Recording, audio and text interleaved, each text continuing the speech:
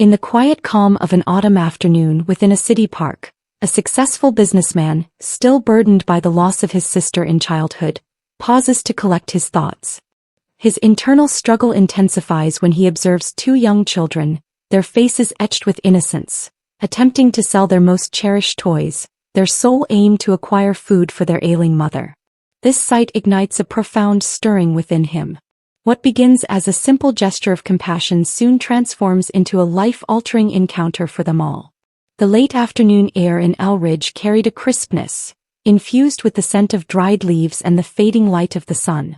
Autumn had embraced the city in its golden embrace, painting tree branches in hues of amber and rust, and scattering brittle foliage across the cracked sidewalks of South Park Lane. Henry Whittaker walked alone, his steps measured and deliberate, the soft cadence of his leather shoes almost imperceptible against the stone path. He held a worn letter in his coat pocket, his fingers tracing its creases without retrieving it. There was no need, he had committed every word to memory years ago. Claire had penned it the week before her passing, her handwriting unsteady from dialysis. Henry was 15 then, orphaned prematurely, clinging to the remnants of childhood like a boy grasping a burning rope. She had been 17, his sister and guardian, struggling to provide for them after their parents' tragic car accident 5 years prior. Claire had worked nights at the diner, spent her days pursuing an education she never completed, and dreamed of a future she never reached. She had sacrificed everything for him. When the hospital informed them of her kidney failure, and Henry inquired about the cost of treatment, they looked past him as if he were invisible. The letter contained a single line he bore like a scar. If you ever reach a point where you can help someone else, Henry, please do it.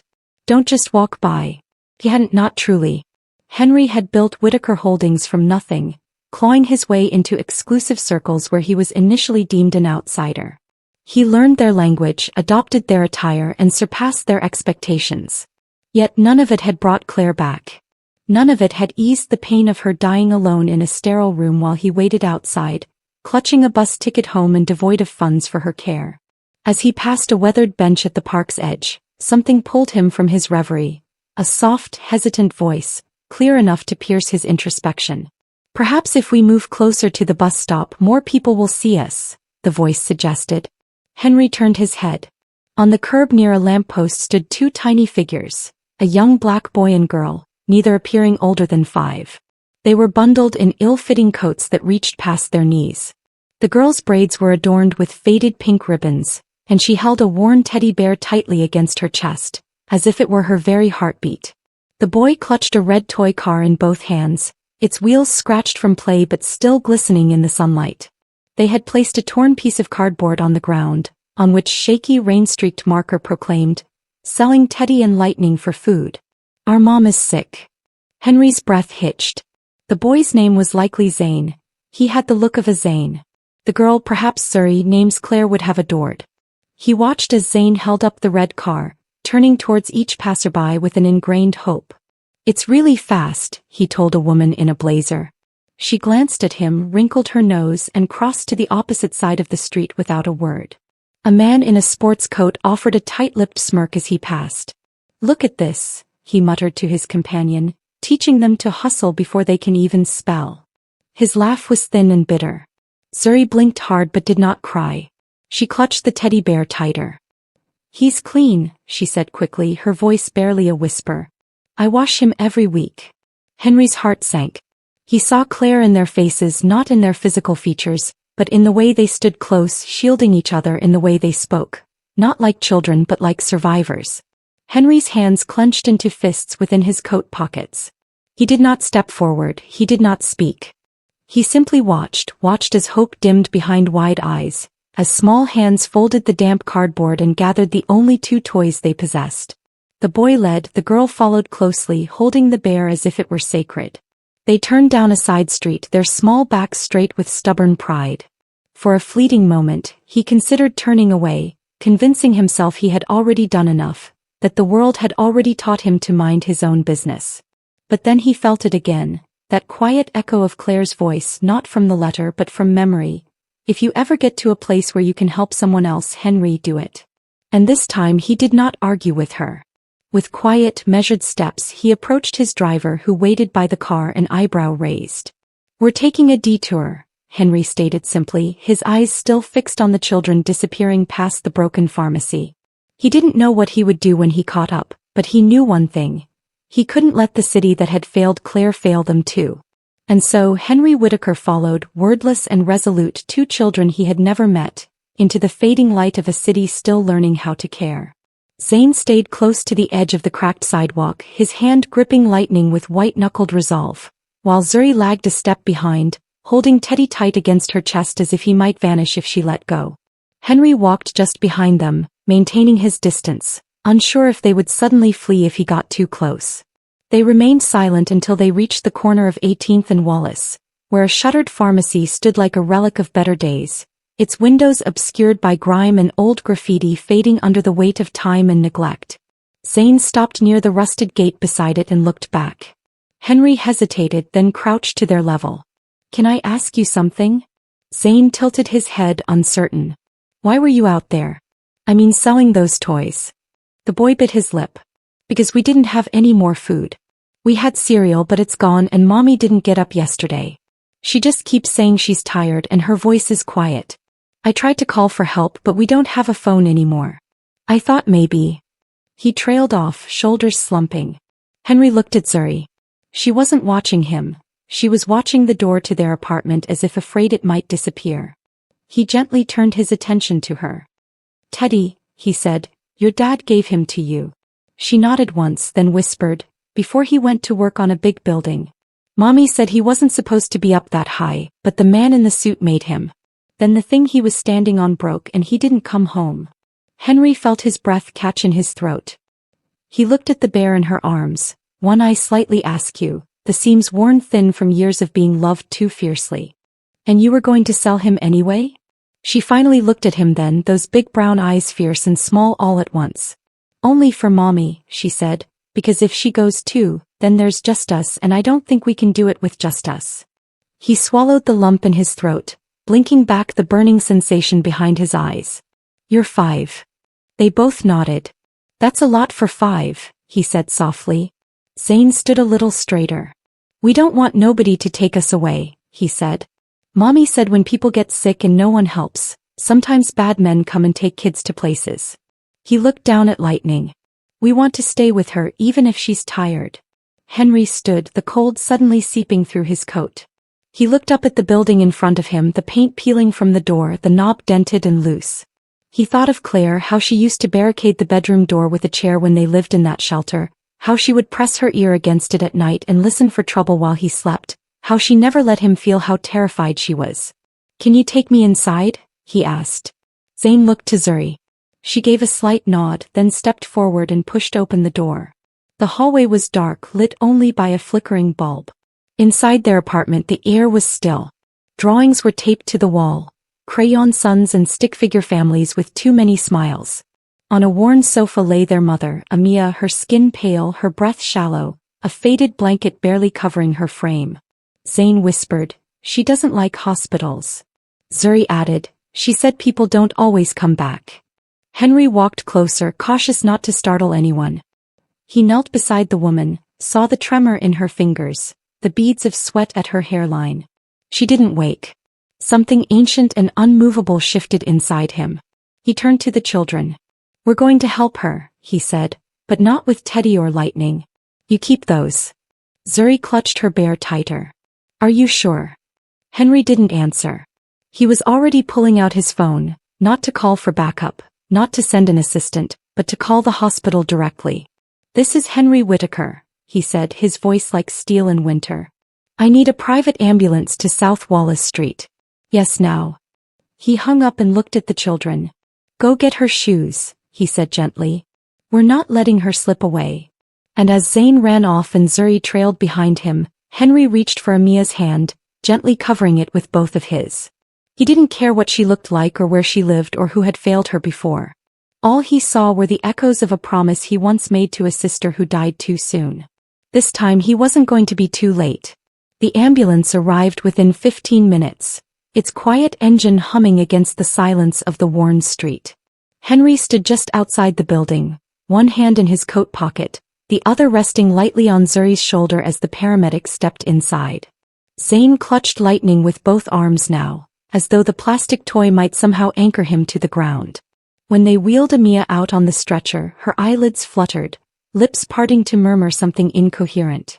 Her skin looked waxy under the harsh overhead lights, and her breathing came in shallow, rhythmic rasps. Zuri took a step forward, unsure, then froze. "Is she going to wake up?" she asked, her voice cracking like thin ice. Henry didn't look away from Amia. "She will, but only if we move fast."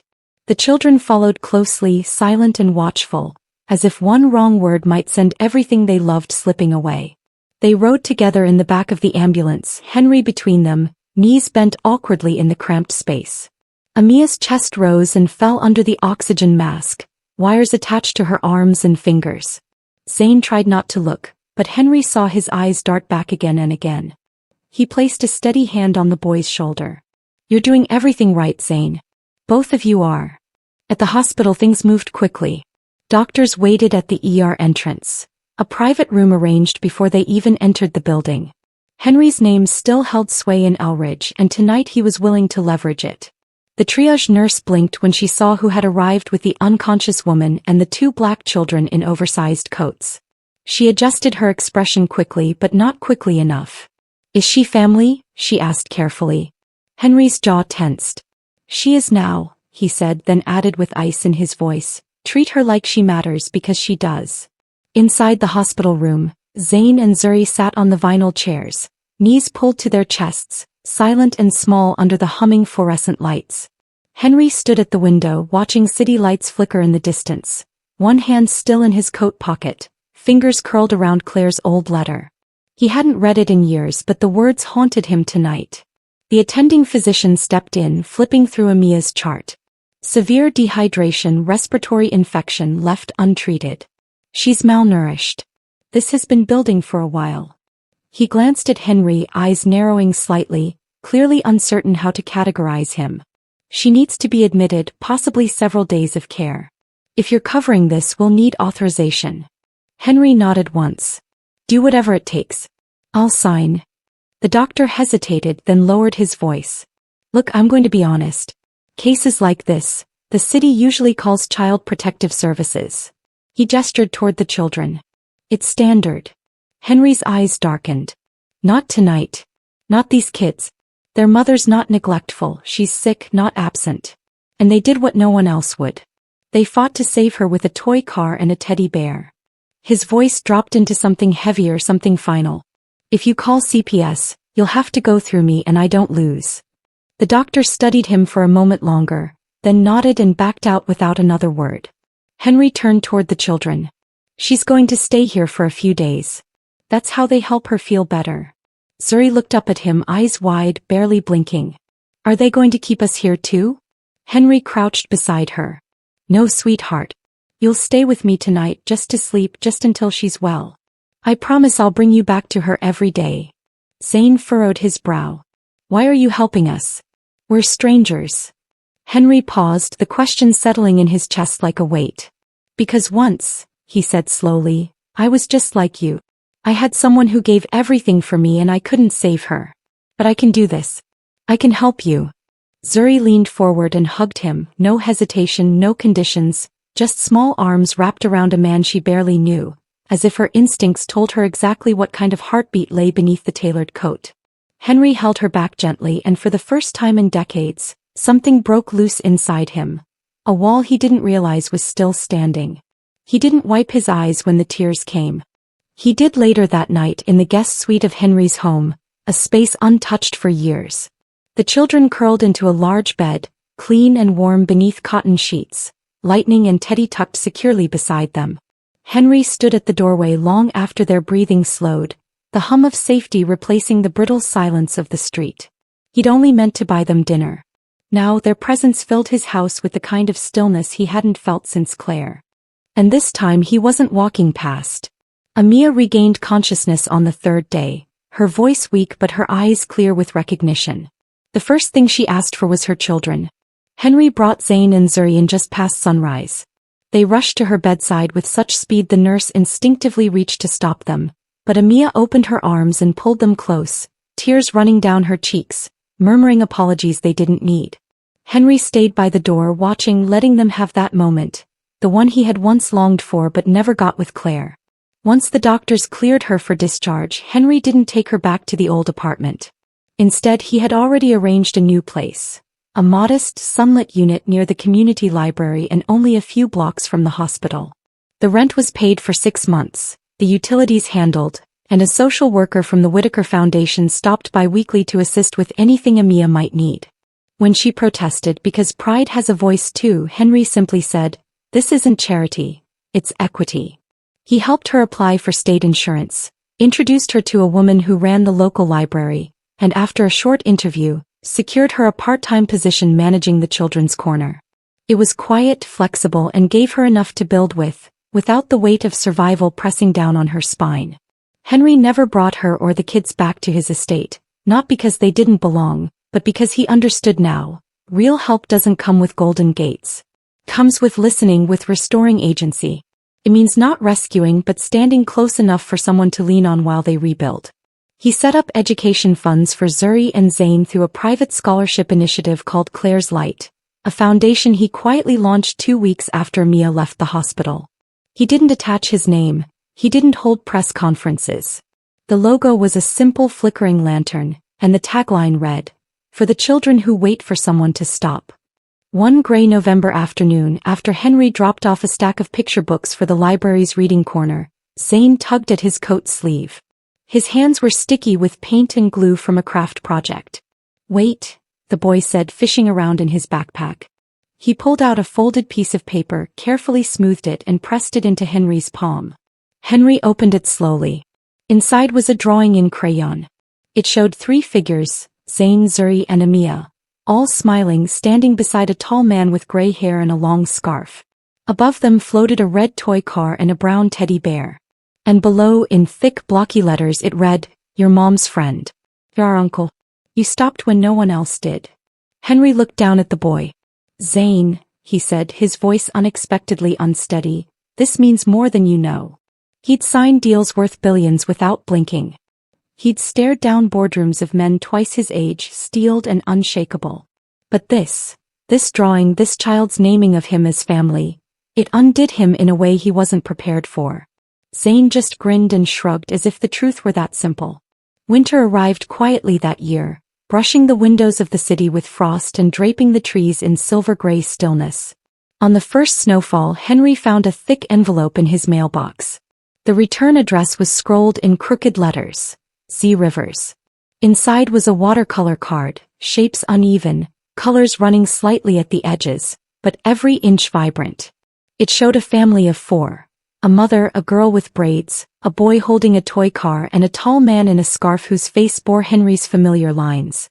Behind them was a sun made of swirling orange and yellow, and in the sky, floating like constellations, were Teddy and Lightning. At the bottom, in Zuri's unmistakable handwriting, "Family doesn't need to match blood, just hearts." Henry stared at the image for a long time, his hand moving on instinct, pinning the card to the corkboard beside his desk, right next to the faded photo of Claire taken the summer before she died.